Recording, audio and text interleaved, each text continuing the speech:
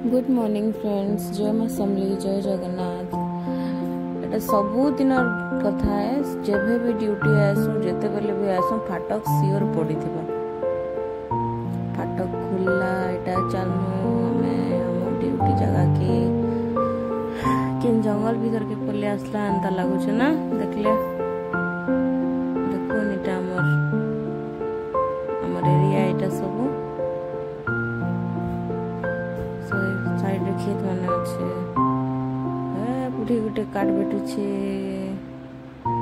चाष भी करू छन लोग माने साइड साइड मन के जंगल लगी जनाने पड़वा उतर पड़ी। तापर एटा फाइनली हमर सेंटर के पहुंची गनु। आशा दीदी मनकर मीटिंग चली छे। अच्छा है ना, गरम बहुत है गला न। एटा सेक्टर मीटिंग लाइन बिल्कुल भी नहीं न, खाली लगाए छे झाल गुटे पहला न। मीटिंग सरला, हम ड्यूटी भी सरला। झाल लगी रही नहीं हबार से आम जाऊ चुनो। Tata bye bye, thank you.